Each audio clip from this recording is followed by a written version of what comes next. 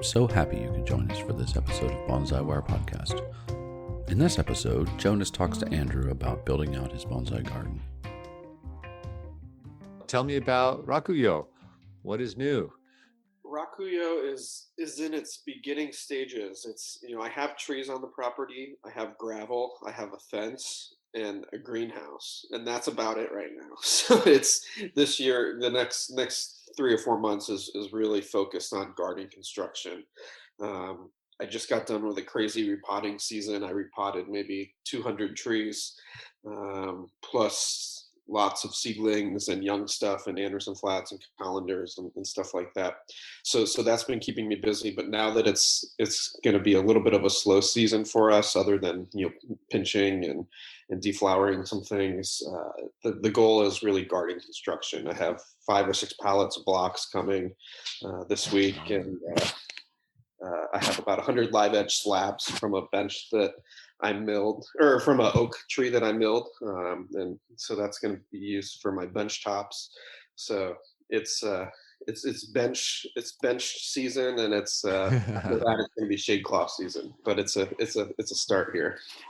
Well, that's what I was going to ask, is what the vision is. I know you're wall to wall gravel at this point, so it sounds like some benches and some individual tabletops. Yeah. I'm going to do mostly benches, just because I have so many trees and I have to build things so fast and quickly to get them up off the ground. I'm going to just mostly start with benches with the concrete blocks. I think the way that Michael builds them is a way I really like, where they're stacked, not so you see the spaces, but they're stacked on top, and then they're filled with gravel for a little bit extra support. So they kind of look a little minimal, and they can kind of disappear in the landscape. And then I have these really cool live edge oak slabs that I'm going to throw on top of them. Was that from the tree that came down in the backyard? Yeah. We had a 100-year-old red oak tree on the property when we bought it, and it had a big fracture in it. It was destined to fall on the neighbor's house, and it was going to totally shade out the garden. So unfortunately, we had to take the tree down. Now, luckily, we're surrounded by 5 or 6 other 100-year-old red oaks, so I still get to appreciate them. But it was hard taking the tree down because it was such a beautiful tree. But to honor that tree, we left a big stump in the garden, and that's where my big giant 6 foot tall by 6 foot wide beech lives. Nice. The stump, like the big throne. And we milled the wood from the tree when it came down, and we got about 100 live edge slabs. Wow. How big are the slabs? They range from 6 feet long, or most of them 8 feet, 8 feet to 12 feet long. So nice. They're big. And so it sounds like benches are the next big ticket item. Benches are the next big ticket item. My goal is by the end of April to have the benches done, and by the end of May to have the shade cloth structure done. How are you going to do the shade cloth structure? That's in the works. I'm not sure yet, because I have my whole garden is deciduous. I have maybe 12 sizable conifers. Most of my garden will need shade cloth. Now, luckily, the greenhouse has shade cloth that goes over it, and so that's already set. But I have about the first area that I'm going to shade cloth this year is about 42 by 48 feet. Wow! And is that what you'd be doing? 40%? I'll probably do 40 or 50%. I haven't decided yet. My garden gets a lot of sun, which is great, but I need to be able to control it. And with all the stone I have, it will heat up, I think. So. And I would expect it to bake there because you've got trees kind of around. So if there's a light breeze, you're kind of secluded from that. Like it'll go over the top and it'll just kind of bake where you are. Yeah. So I think I'll probably do closer to 50%. And we're so dry here in the summer. I mean, it's we have no humidity or very, very low humidity.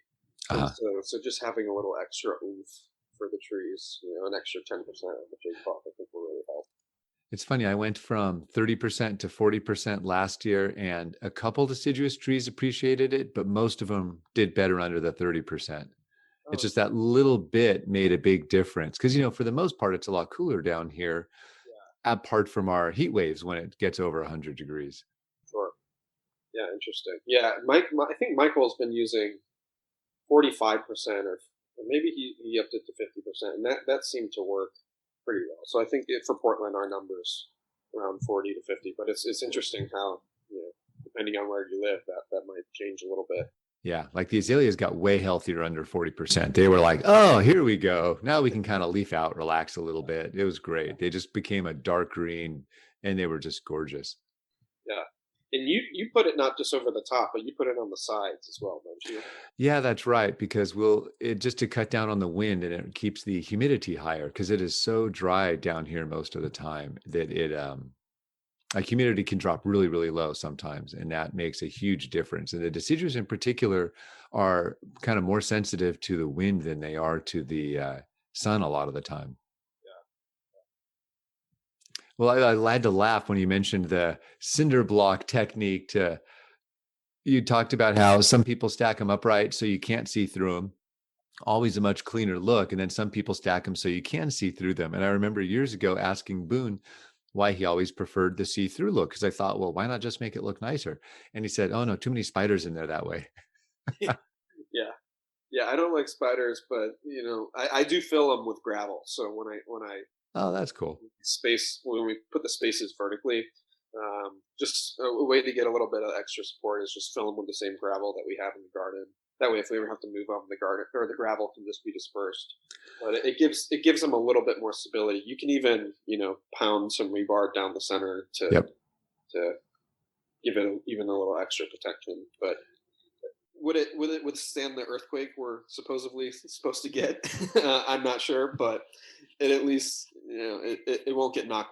Blocks won't get knocked around with the hose or anything like that. So That's good. Yeah, I've moved my benches and rebuilt them so many times. Most people who come by the garden a lot make fun of me for doing it as often as I do, but trying to figure out what is the optimal table width based on the trees I'm growing, how much aisle space do I need between those tables, and just what's the best way to take advantage of every last inch of the garden. So over the years, I've tried three or four different table widths and three different table heights, and goodness knows how many different aisle sizes and configurations. And I'm pretty happy with the way things are right now. So I've been thinking about this a lot because I'm about to start doing the benches. I'm doing a 40-inch bench, which is 2.5 blocks, which is enough to Oh, fit okay. laps. But I've been thinking about spacing, and right now I'm kind of landing on 5 feet in between the benches for spacing. Is that how does that Super compare? generous. I went way smaller. I actually have brought the aisles down from where they were at the widest. Okay, so what do you have right now? I'd have to go measure. Yeah, I can't remember what the aisle space is, but it might be 30 inches, something like that. No, no, Wow, no, not 30. That's super tight, but it's pretty small actually. more like 2 or 2.5 feet, something like that. Yeah. Yeah, God, is it that little? 32 inches? It might be around 32, 33 inches, something like that. And the reason for that is I have a limited garden space. And so I always figure bigger tables and smaller aisles gives me more trees up off the ground. And that's kind of what I've gone toward. The bench width is entirely dependent on the size of the trees you have. Sure. Yeah. Yeah. And here I have a little bit of a bias for larger trees. I like medium to large size bonsai, so I'm trying to plan for that down the road. And it gets awkward because there's this breaking point where a little bit narrower bench and all of a sudden it's one large tree at a time. A little bit bigger and you can comfortably get two mediums, Yeah. or maybe one medium against one large, depending on the width of the trees. But in all cases, I find they're all inadequate if you have, say, a large deciduous tree where you're letting something run and grow out to get those primary branches thick. There's just no good way to do that. Those need to be off in a corner or on the ground or somewhere out of the way. Yeah, that will make spacing in my garden really interesting this year because I do have a lot of young trees. I have a lot of trees from Telperion farms and other places that are they're still growing their primary branches and still growing the upper ends of the trunk line. So I'm going to have a lot of really bushy branches with a lot of escape and sacrifice branches that we'll have to kind of Tetris and fit in somewhere. And I've noticed depending on the containers you have, they can get tippy after a while. So when you have a colander, because they're round, if you let that apex run too far, it's within a single growing season, they can get tippy on a windy day. But I know most of your stuff's much, much bigger than that. But in another year or two, you might have some young trees that'll start getting in that stage where you figure out, how do we stabilize these? Yeah, I think so. Most of my trees this year, I'm a big proponent of boxes. I'm a big proponent of Anderson flats. But I put a lot of things that I might have told a student to put in a box or an Anderson flat. I put a lot of those things into pots this year. Not really to have it look nice, but simply for the fact that my garden is all deciduous. All the work comes at the same time, and I really want to grow these at like the slowest speed possible. So I'm fine. I'm fine if I'm going to slow myself down an extra 5 years by it being in a pot versus a box or something like that, just because I want to be able to keep on top of everything in a very controlled way. So I had to put a lot of things this year into pots just to keep them at that slowest speed of growth, to keep them, maintained. So, in other words, what you're saying is mid to late April through July is pretty rough in your garden. I think it will be. Yeah, this is my first growing season living with all of my trees. Before this year, I had a third of my trees at Michael's, a third of my trees at Matt Reel's. I had trees in St. Louis. I had trees living, all over at friends' houses, and so it's my first year having everything together all at once. And I with repotting season, I really felt the pressure. I mean, it's great when you specialize in something because you can really advance your skills really quickly. But the other thing, as you probably know very well, having a garden full of black pines or me having a garden full of deciduous, all the work comes at once. So decandling season is really busy, and then you have 2 months to kind of take a take a vacation or rearrange your benches or do something else. So I kind of like the really really busy and then more relaxed periods. Um, but I do have to plan for my garden just to make sure that I'm not going to shoot myself in the foot. And and so having things growing at a slower speed, is one way that I'm doing that. It's not at all crazy. Do you actually take the step of doing less client work in that busy phase, or do you work even harder with the clients who have probably the same species that need attention at the same time? Yeah, this year it didn't run into an issue. I was able to schedule myself with repotting so far to where I could do all of my client work that I needed, not turn any work down, and get all of my stuff done. It was a little crazy, but I, I was able to get everything done for both me and my clients. So I was really happy with that. But yeah, I think if a lot of clubs, and the pandemic has been really great in a way because we can do all these virtual presentations. So I don't have to travel for 3 days to give a 2-hour presentation to a club. I can just sign on Zoom and do that from my garden. And so, as a bonsai professional, the pandemic has been really nice because I'm home working with my collection, with my garden, while still being able to teach virtually. And so that's been really rewarding. Um, but yeah, I probably won't be able to do a lot of club or club type work during my busy seasons, during repotting, during defoliation, during fall work, um, just That's because all. I'm spread so thin between my trees and my clients. Well, and that's always what makes it so rough when you specialize in anything is whatever's a busy season for you personally is probably a busy season for the bulk of your clients as Yeah, well. yeah. Interestingly, most of my clients' gardens do not reflect my garden. I mean, I have clients who love deciduous, but most of their collections, they're 60, 70% conifers. And so it's great because I get to keep up my chops. I have about 12 large show quality conifers here in the garden to help me keep up my chops and play with. And I do a lot of that work at clients, so that's rewarding. But um, it's not as matching to my garden as some people may think. Oh, that's exciting because then every time you get home, you're always looking forward to your deciduous forest in the garden. Exactly. Yeah. So that's been fun. I've found that yeah, you mentioned trying to schedule the work to figure that out. So we're recording this in late March today, and I've been busy this week doing my pine fall work. So Yeah. I've got candles. I can't tell you how many inches long they are. And I'm doing needle pulling on my most refined pines, the trees I've been working with for over 20 years. And Yeah. that's what I've been doing in the evenings, is plucking away at them very carefully. Can't wire at this point very easily, but what I'm finding is it's actually incredibly satisfying because it's so late and just comically out of season to be doing this work. Uh-huh. Um, I'm not thinking about the work itself, which is nice. It's like, oh, this needs to get done. And I'm finding I'm plucking the needles faster than I ever have before after all these years, because it's there's a little more fire under my feet this year. It's like, oh, I'm 5 months late. Yeah, let's just get to this.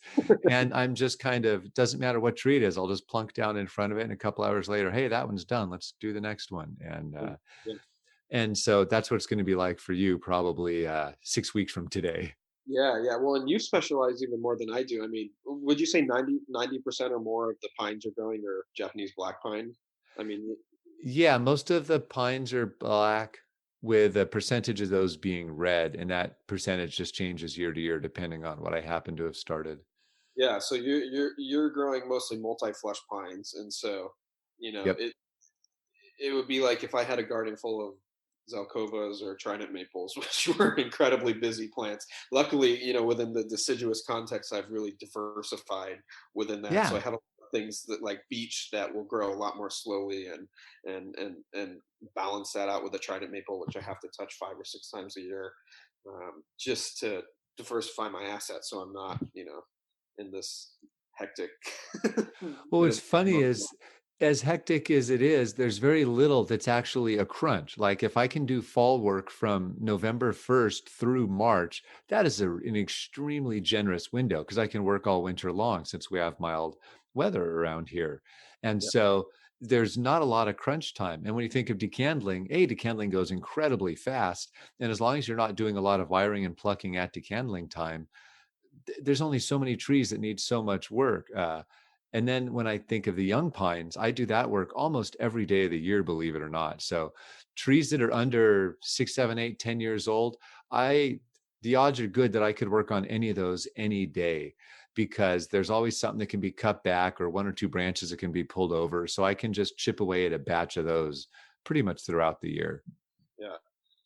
Yeah, that's nice. Yeah, and that kind of matches deciduous a little bit. I mean, you could theoretically prune almost any time of year. Uh-huh. Uh, you might get bleeding at some types, and that's maybe not ideal, especially if you have a tree that's weak. But I mean, you can theoretically do a lot of things a lot of times a year, as we've talked about. With decandling a black pine and repotting it the next day, or something like that. I mean, there's possibilities, even if they're not ideal. Yeah.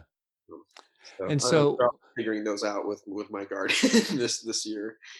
And so, what kind of a vision do you have for the garden beyond benches and gravel? Is it mostly you're just so focused on getting functional at this point, or do you have longer term plans where you think, is there going to be a display area? Are you thinking of doing some landscaping? What's kind of the broader vision? Yeah, so the garden, I have several different zones. I have Huh. just my main shade cloth zone, which is going to be benches that are more for utility. That's where all the concrete blocks are going. I have a courtyard that my house kind of wraps around that will be a more display garden that will have more pedestals. Maybe the benches will be wood posts that are sunk into the ground rather than blocks. And that will be a more special area when something's flowering or has good fall color or something that will move into the courtyard and just kind of be an outdoor display area. Um, yeah, right now I mostly just focus on the utility of it all, getting in my benches and shade cloth and all of that. But once that's in place, I'll be planting, maybe a few garden plants around, ferns growing up against the benches. I'll bring in some boulders. But I think I've thought about maybe doing that stuff ahead of time. And I really do think I need to get all my benches in and get the basic stuff in before I can start elaborating on the garden. So that's kind of my Yeah. goal. By this fall, I'm hoping to have um, mostly what looks like a bonsai garden. We'll see, but I'll at least have benches by the end of this month, and the utility of the shade cloth by next month. It'll be so much nicer to water once you get the stuff off the ground. Yeah, yeah. Luckily, we haven't had to really do that yet. And here in Oregon, we're still getting rains until, gosh, the next 2 or 3 months. Um, but yeah, just I mean, even just simple things like weeding is such a pain when you have the pot on the ground and you have 100 of those pots, and Yeah. so just having them on the benches is going to be so much easier. Yeah, and just will be plain necessary. Like you talk about weeding, weeding plants sitting on the ground is just a thankless task. And your trees are too big to just lift everyone up onto an upper surface to work on it for a while. Yeah, yeah. So I mean, I guess you could walk around with a cart, pick up a tree at a time, get some good exercise in there. yeah, and that's what I do. I have a small work table that I can, that's more portable that I bring around the garden. And if a tree has weeds, I'll put it on the work table. Maybe clean off some moss on the trunk or something, and Yeah. then put it back down. But anxiously awaiting the bench building here. Um, Yeah, I know Other the than feeling. that, It's hard to think until the trees are off the ground. It's like, nope, bench, bench, bench, bench. That's kind of all that matters. yeah, but I'm really looking forward to the fun stuff. Bringing in some boulders, bringing in, maybe doing some landscaping and whatnot. Once the core of the garden is up, so I'm really looking forward to that phase. Where is your workshop going to be? My workshop, it's so we built a new house, and the garage of the house is technically the studio. We made it, several feet taller. The ceiling, Oh, we made it quite a bit longer than a normal typical garage. We put a glass garage door on, and it faces the backyard, the garden, rather than the front where the street is. And so it's by code it's a garage, but in all practicality, it's a studio. Uh, nice. and so that's my workspace. I have a 12-foot by 4-foot tokonoma in there that I'm also working on building, and that should be finished up soon, so I can have an area for display. Uh, the studio is a nice size. It's enough for me to teach 4 students very comfortably, which is about the max number of students I'll have here.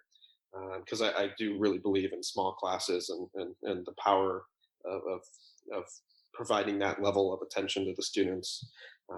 But yeah, it's my garden isn't huge, and it's kind of intentional. I have about a quarter acre of space, which you can fill a lot of trees in, but it's I think I sized it pretty perfectly, is that I'll be able to fill the garden and not be overwhelmed, which was kind of my goal.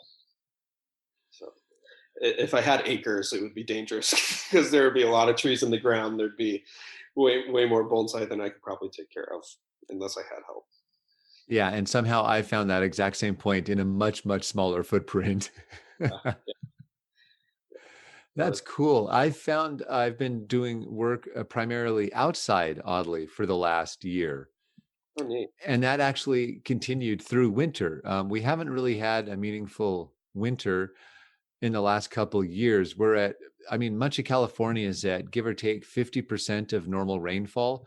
So where the second year into, or is it the third year now, into a fairly significant drought. And I mean, it's going to hit almost 80 today in my Wow. garden. And that's not cool. The beaches are only just now opening up. I haven't seen a peep out of one of my Zelkova, and we're already getting 80-degree heat. Wow. And so Yeah. between the heat and the no rain, it's not like it's not hard to work outside, but having people over, not wanting to be indoors with people, I've done all teaching outdoors, or even when people are just coming by and helping out, it's been outside. And what I'm finding is it's really nice to work outside, even when you've got a nice workshop. Yeah, and I put a 5 or 6 foot concrete apron outside my studio, Oh, cool. just for that purpose, so I can get a table outside. And oftentimes, if it's not raining here, which in the spring is kind of a rare feat, I'll pull the workbench out there and work out there. So that's been really fun. Yeah, I'm actually trying to plot out an area where I'm going to put up a big patio. So if a lot of people want to come by and work on trees, there's space for that because I have an extremely limited workshop and I can work with 4 people at a time, but it's tight. And when I work outside more, I find how frequently I want to get really far away from the trees to look at them. Now, you've got the space to do that in your workshop, but when you're outside, oh, I'm repotting. I want to make sure, is this lined up? Is this plumb? And you just get really far away. And it's just so nice to be able to have that space to move around, especially with bigger trees. Yeah, yeah, yeah. I'm really fortunate. We chose our location, I think, pretty well. We're like a good 10-15 minutes outside of Portland. So we're not in the country. We still have the benefits of having good city water, and um, you can drive to a restaurant and not spend half an hour in the car. But we're far enough away from Portland where the lots are quite a bit larger. This lot that I'm in, which is about a third of an acre. Um, you just don't find those in Portland proper, and so it's nice. It's a good balance between kind of urban and the country. So I'm in the That's suburbs. cool. Yeah. That's great. Now, when you were just first starting to think about apprenticing with Michael, did you have intimations of what the garden might be like at that point? Or did you have even vague goals of, ooh, it would sure be cool if I had blah, blah, blah? I had no idea. When I was apprenticing, I didn't know that I liked deciduous as much as I do. I didn't know. I knew I wanted a space of my own. That was really important to me. There's a Most people know Michael Pollan by his Botany Desire, or some of his food books like Omnivore's Dilemma. But he has a little book called A Place of My Own, and it's about this experience building a little writer's hut, little cabin in his backyard. And so I read that early on, and I kind of translated that to bonsai. I always wanted a bonsai garden, and something I dreamed about, but I never really knew what that looked like until the apprenticeship. Um, and during my apprenticeship, I really found that I love deciduous trees. I love that type of work. I'd rather be trimming with scissors than wiring a branch. Even though I believe in wiring and the power that we can use to create movement that way. Um, I really do like deciduous work. I like the plants. I like the variety. I'm someone who gets bored with things easily, and so having a plant that looks radically different every all 4 seasons, having a plant that changes a little bit more slowly, but has it's not like a Yamadori juniper, which in 50 years is going to look like the same exact tree. A deciduous tree in 50 years has a lot of change, Yeah. and will look totally different. So I didn't know I was going to like deciduous, but the reason I apprenticed with Michael was he was one of the only people in the United States that had apprenticed in Japan, that had a really balanced garden. I felt, it wasn't all black pines, it wasn't all Yamadori conifers. It was, half conifer, half deciduous. There was Yamadori, there was pot grown trees, there were old trees, there were cuttings, of chochibai that we were growing up. And so I felt like I really got a nice liberal arts education there, where I could play with literally every type of bonsai and figure out what I liked, what I didn't like. And that was immensely helpful to build Rakuyo, to get my ideology of deciduous and passion for that. Um, so yeah, that all came from the apprenticeship. And we need that because it's not like we're overflowing with deciduous specialists in this country. Yeah, I mean, a lot of people right now, there's a big deciduous boom right now, and I saw this coming years ago. A lot of people are like, they don't realize where this came from, and and I remember 5-6 years ago at the Artisans Cup, I was in that show, and I was like, wow, there's all these big impressive conifers, and there were some nice deciduous in that show too, but the proportions were totally off. Um, and I said, where are all the deciduous trees? And I went to the national show year after year, and I said, where are all the deciduous trees? They weren't anywhere. And the sad fact is um, the conifers, they're very quick to create most of the time. I mean, Yep. unless you're growing them from a seed. If you're getting an old, Yamadori, if you're getting a field grown plant that has a big trunk, you can create a bonsai pretty quickly. But to get a show winning deciduous, a tree that's going to win the national show or win a prize at the Artisans Cup, that's not going to happen overnight. That's not just taking it from the mountains and in 5 years worth of work, it goes in and wins an award. So I realized, nobody's doing this.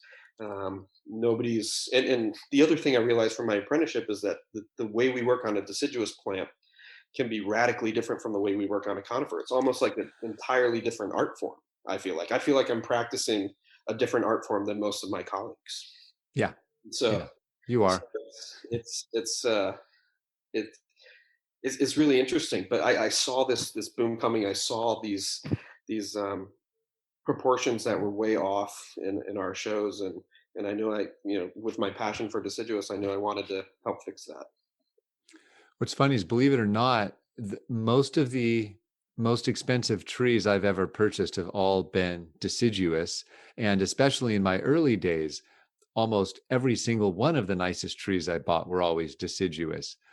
Yeah. And what I found was it was really hard to find good deciduous material.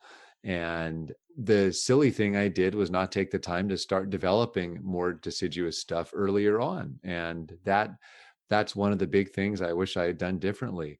It was only a few years ago that I realized that probably my number one favorite activity in the garden of anything is pruning deciduous trees. Sitting out there with a scissor, like I can't wipe the grin off my face when I'm doing that work. It's just, I'm like, but this is so fun. It's so easy. It's having such a big effect. And like a lot can go into it. It's such a simple activity. As long as you have two fingers that can move in some opposable fashion, you can operate a pair of scissors. And it's amazing how quickly you can make such nice work. And that's that work that starts paying off over time, like you're saying.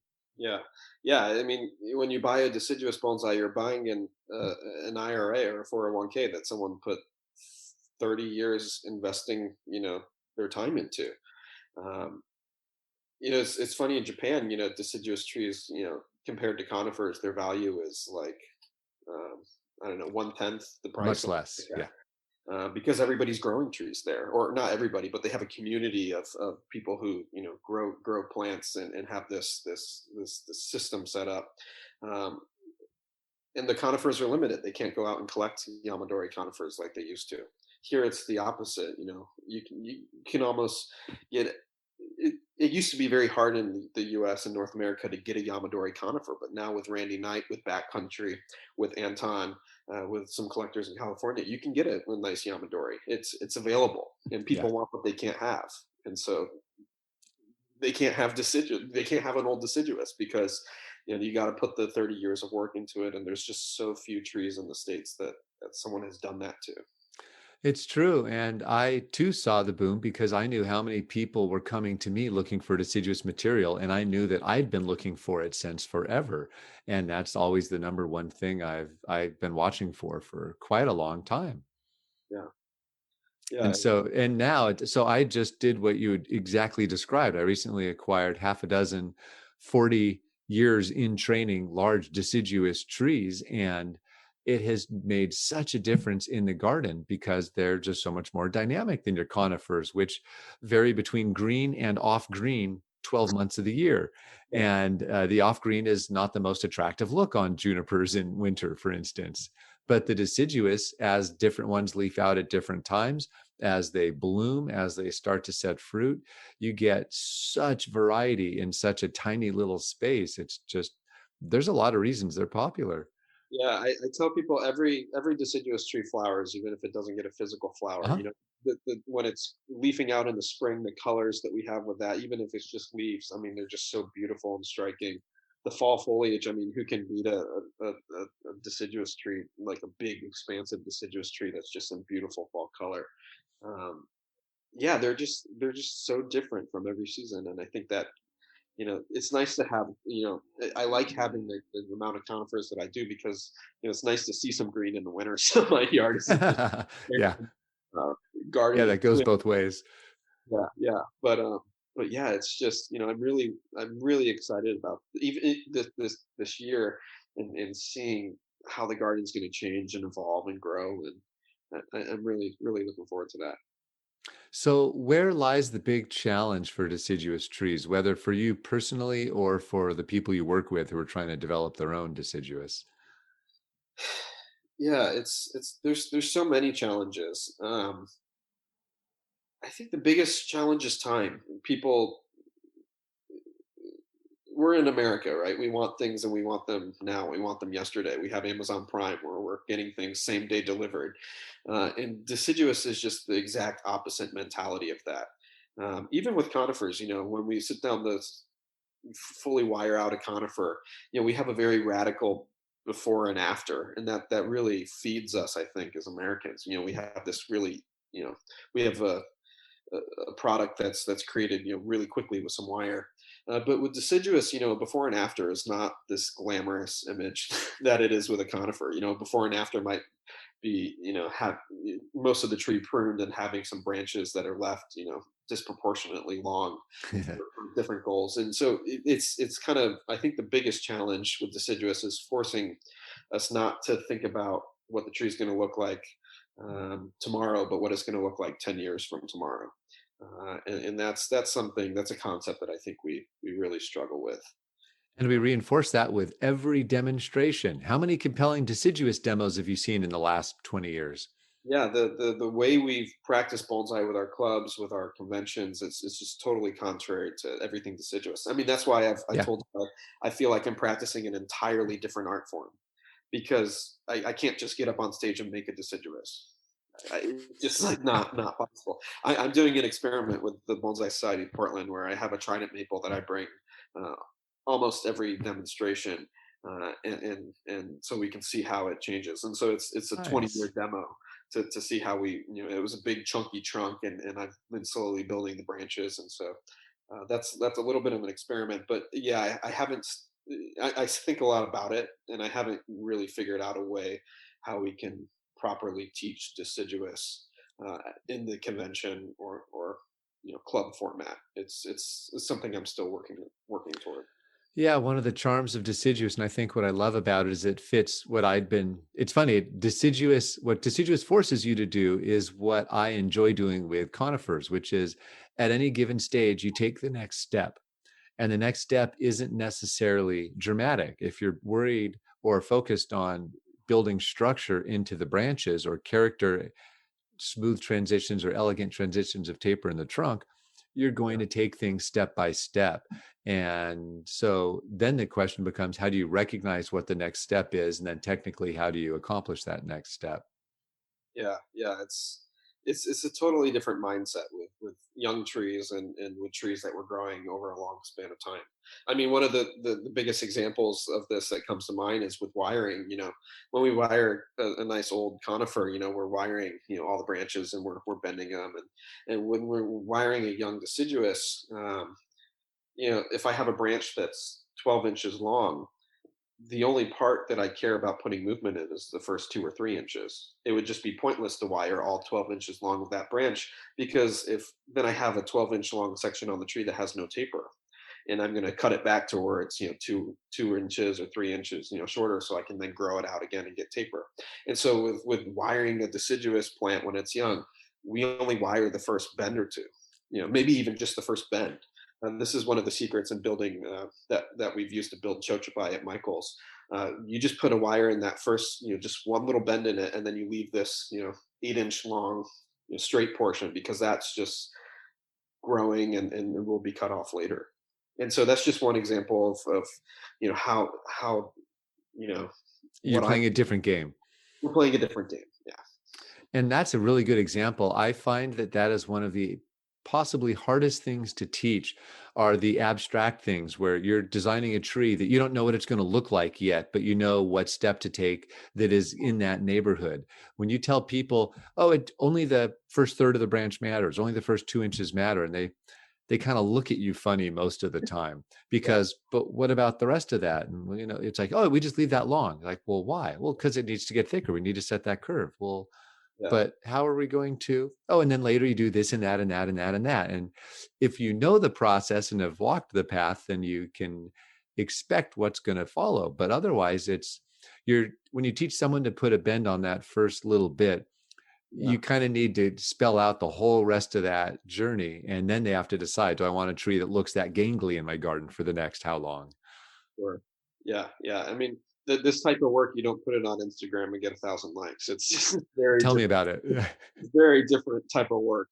Yeah, So and it's hard actually to write about. That's another good point because with a conifer at any given stage, you can show a before and after pretty clearly. You can see the wire go on, you can see the foliage come off, and you can see the effect. Whereas with deciduous, especially for that crucial work you do mid-year, I find it really challenging to take photographs that on young and medium development trees that convey what you're actually focused on. Here's this big giant bush in the middle of that, there's a little inch and a half next to the trunk that, oh, look at that. We did good work because, it's really hard to show that off. Yeah. I always struggle to make content for social media just because 90% of my day is unglamorous work. It's not, Yeah. just putting an old tree up and maybe, putting a guy wire or something like that. It's very unglamorous work that's hard to photograph, hard to talk about. But it's some of the funnest work in the garden though, ironically. It's really fun. And so I know that one of the stressful things you're going to be coming up with, it's always fun to do the work. The hard part is the follow up. How do you keep track of all the dewiring you're going to be doing 3 months from now? Yeah, and I mean, luckily, my approach is using very minimal wires. With deciduous, you can definitely use wires and create a tree very quickly. Um, but with deciduous, I think you're always going to be able to tell when a branch was wired, even when it's 4 inches thick and it's just the initial primary branch coming off a trunk. You can tell on most trees which branches have been wired and which ones haven't. Um, and although it takes a lot longer, maybe Michael and I think about 3 or 4 times longer to create movement using scissors rather than wires, the result always looks better. And so I'm going to do I'm going to do wiring in my garden, but it will be very minimal. I'll wire maybe 10% of my trees for 10% of their life, something like that. But most of the movements that I like to create come from either scissors or adjusting branches with guy wires. And that works a lot better on larger scale trees, I got to say. Yeah, it does. With Shohin, you have to in small With trees. Shohin and medium trees, that is a hard ask. It's a hard ask. I mean, there's some exceptions. I mean, with the Yeah. Zelkova, you never need to put a wire on to create a beautiful Zelkova. But yeah, with maples and some other things, it's a little bit more. Um, All the fruiting and flowering trees, for instance, or they yeah, grow super fast, super straight, yeah, and unless you're doing the slow grow over long periods of time, that's when actually sticking a tree in a small pot and really slowing it down will help you out. Harder to you won't get a bigger trunk that way, but you can get nice character on a small scale that way. sure. Yeah, and I mean, the other thing too is I have a system set up. I have a big, ugly, bright pink flag that I will stick in a tree that has wire on it, and so I know that every single time I pass that tree to water it, I'm checking the wire to make sure it's in a good place. So I have a system, but in my practice, I do very minimal wiring as it is. Um, it's funny. I think you need to do a lot of wiring on shrubs, and you need to do a lot of wiring on vines in bonsai to make them look good. But I think if you look at most trees in the landscape, they don't have a lot of movement in the branches. Their trunks are ramrod straight. Walter Paul actually, I think, says it best. Most broadleaf deciduous trees grow in this informal broom style. If you take that Zelkova broom and you just kind of stretch it vertically, that's kind of how most deciduous plants grow. Mhm. Trees, that is. And so, a lot of them, if you're creating a more natural aesthetic, which I happen to like quite a bit, um, you don't need a lot of movement in the trunk. If I'm going to take a sugar maple, which I'm playing with this year, and wire it, with a bunch of S curves in the trunk, that's going to look like absolutely no sugar maple that I've ever seen before. And so I have a lot of bias towards wiring, but I do believe that it's a powerful technique. Well, it's funny you say that. It never even occurred to me. It hasn't occurred for me to wire my wisteria yet. Uh-huh. I didn't even think of that. It's a fairly old, mature tree, so I'm working on the finer ramification. And Yeah. yeah, I don't know that I've put any wire on it yet. I guess I've been doing clip and grow without thinking about it for the last year and a half. I've pruned it like 4 or 5 times already. With wisteria, the only thing I tend to wire is the tendrils. It's such a clunky, brittle, fragile wood that it's hard to wire the tip growth. But if you get a tendril, that's your opportunity to really put some crazy wisteria vine like movement into the branch in a very easy way that's not going to do any damage. Yeah. Well, you said something that made me think of yet another topic when you mentioned the look of a tree that's been wired or a tree that hasn't been wired, which brings up the bigger question is what will the Rakuyo form bonsai be? Are these going to be miniature trees in nature? Or are they going to look like, quote, bonsai or something in between or some of each? What do you think the Rakuyo look is going to be for deciduous? Yeah, I want Rakuyo to be a home, a hub for deciduous, and every little subgroup that falls into that category.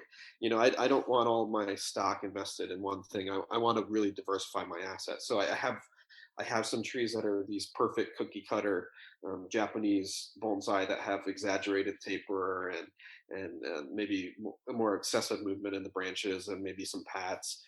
I balance that out with trees that are very, maybe look like Walter Paul's more naturalistic, um, growing a tree to look like a tree kind of mentality. I like a lot of things. And so I have trees in the garden that I hedge prune. I have trees in the garden that I do this meticulous scissor work on. I have trees that I wire a lot more. I have trees that are entirely clip and grow. And so I have trees that are field grown, that are grown from seedlings, that are imports. I really want my garden to represent all these different approaches. And me personally, I just get bored if every single tree in the garden is hedge prune and has that aesthetic, or if every single tree in the garden is this perfect cookie cutter Japanese bonsai, I get bored really easily. And so it's more challenging because I'm really diversifying my approaches and my aesthetics.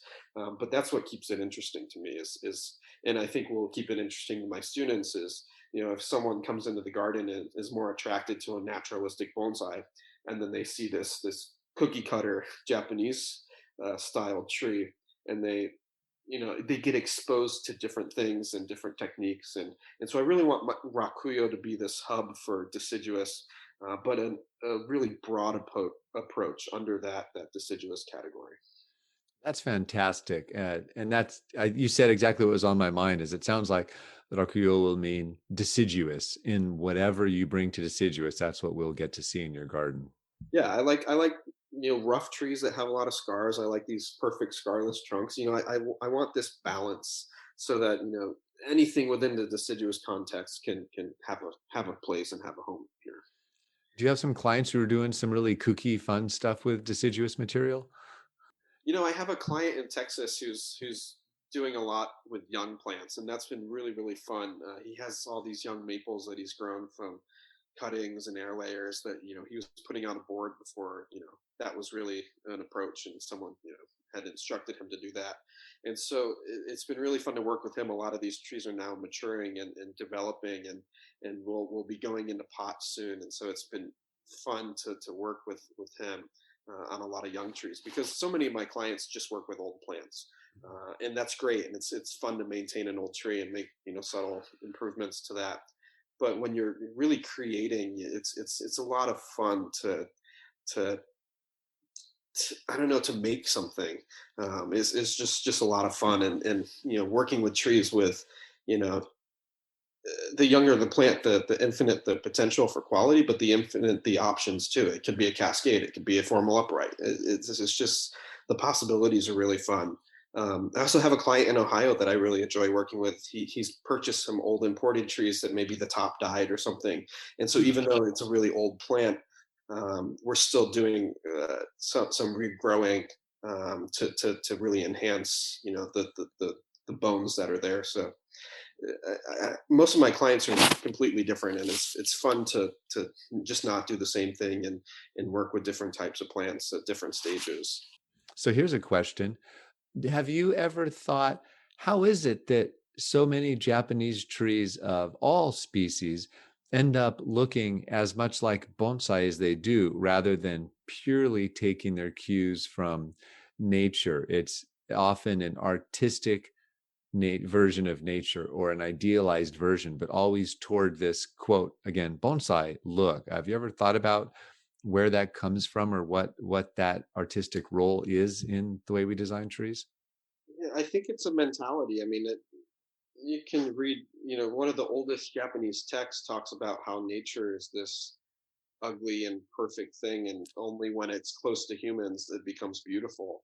Um, that's in the classical bonsai of Japan, the history section. You can find a little segment on that. But I think it's a mentality that's built in. The Japanese garden is not supposed to is as natural as the Japanese garden looks to us Westerners. In the Japanese garden, with these pines that are pruned and have these meticulous pads that are kind of stunted, and many people even call bonsai, even though they're trees on the ground, they're niwaki. Um, the Japanese garden is thought of this halfway point between humans and our domesticated world and then nature. And so it's I think a lot about it. I'm not sure why the trees are so exaggerated in their aesthetic, but it's kind of interesting. I mean, even with pines, 150 years ago there was a competition in Japan, right, where they tried to make the perfect pine that had the first branch, the back branch, this perfect formula. There were competitions and shows where people would do this. And so I think that this kind of bonsai looking, this cookie cutter, we call it cookie cutter. Cookie cutter bonsai is one of the hardest types of bonsai to achieve. Is Bailey making too much noise? No, that was appropriate. Little pitter patter here and there.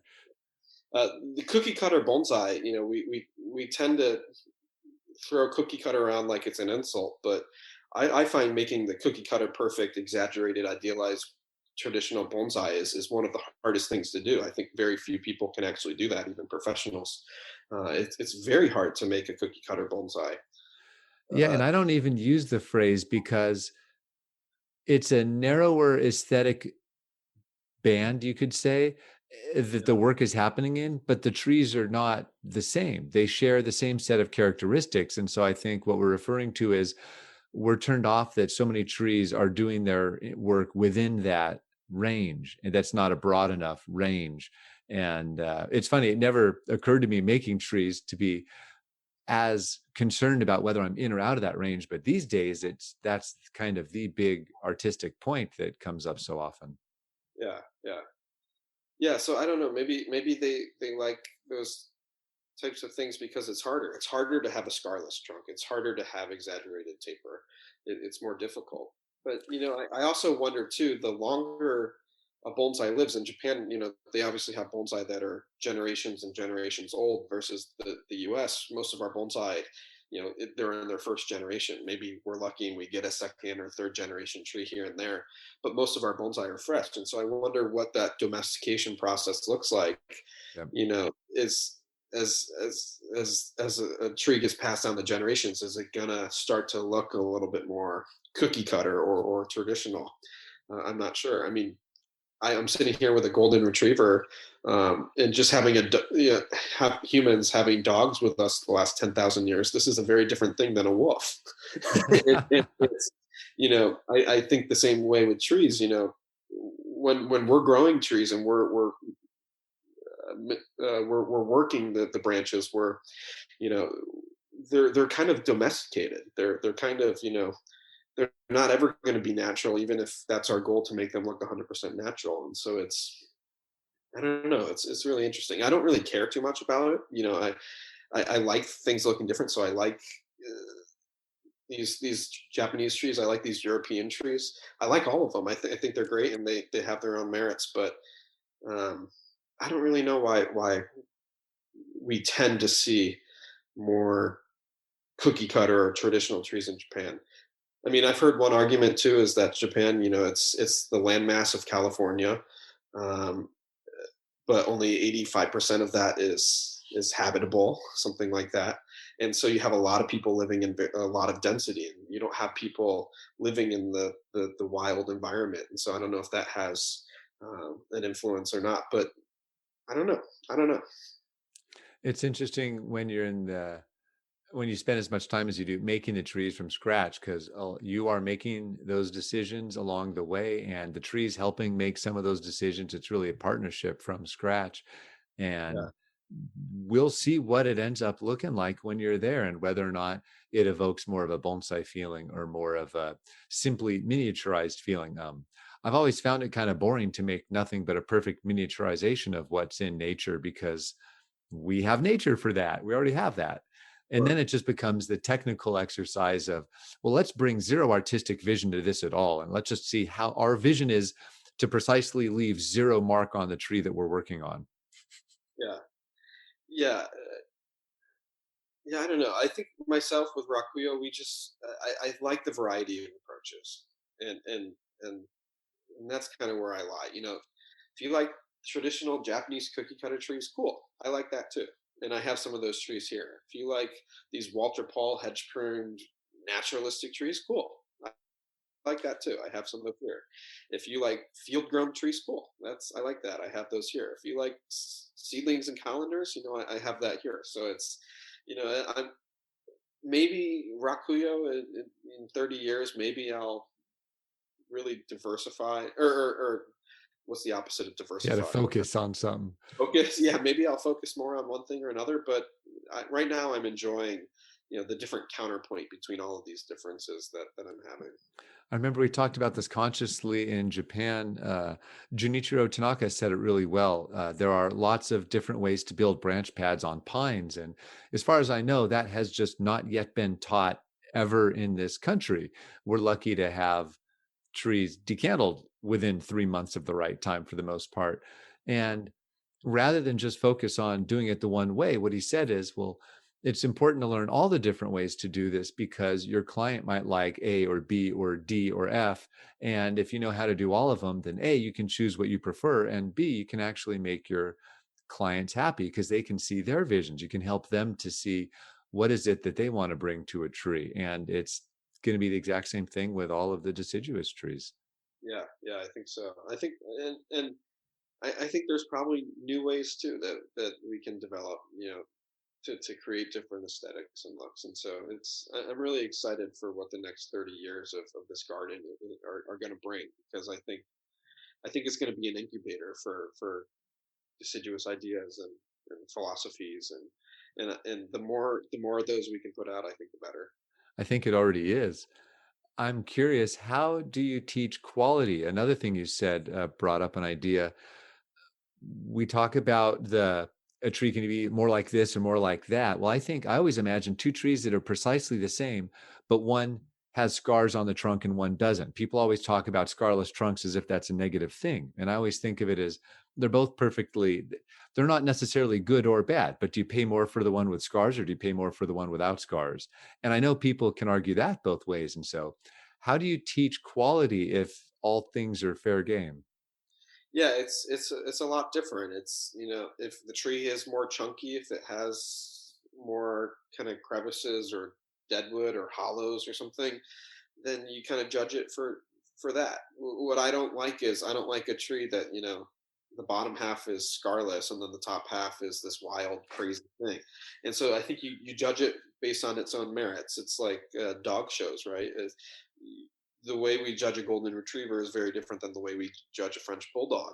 And so in Westminster, when we have the final round, you're judging, is this golden retriever a better golden retriever than this French bulldog is a bulldog? And so you kind of have to take things based on their own merits. If you're working with a Yamadori deciduous, yeah, it's going to be a little bit rougher. It might not have a good Nabari. So we kind of have a different set of criteria for evaluating that. If you're talking about a deciduous that's been grown from an air layer or grown in a colander or something like that, then yeah, I do want to see a good Nabari because it was started from scratch. I shift my criteria for judging and for talking about quality depending on the type of plant we're talking about.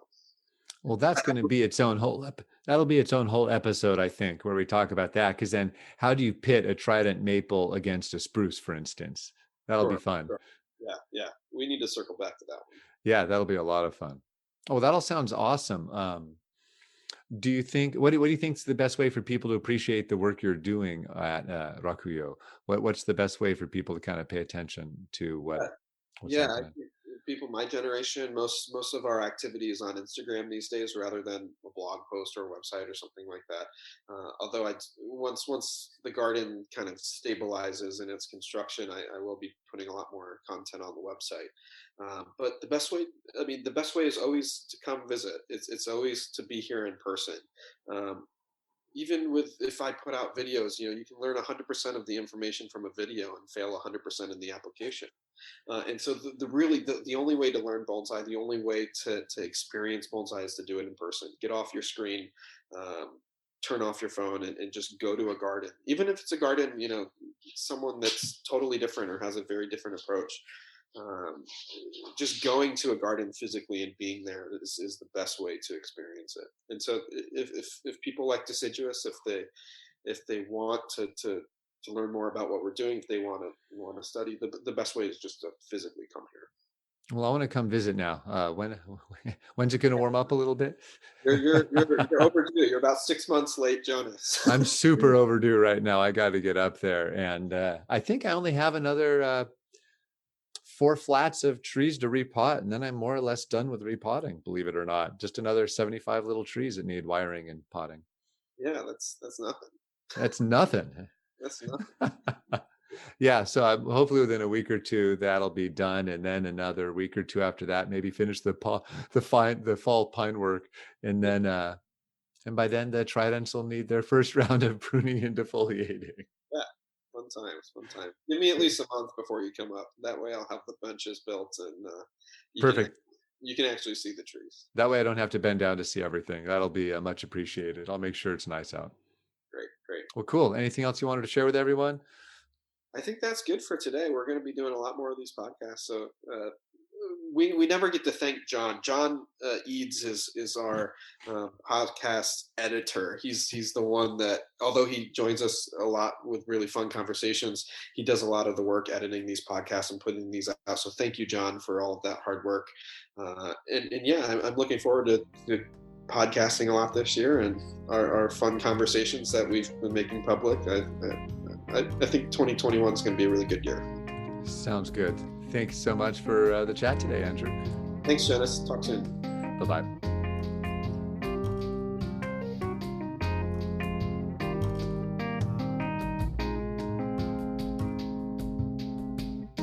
The music on today's podcast is brought to you by the fine folks at Blue Dot Sessions. Check them out at www.sessions.blue. Also, the advertisements are fake.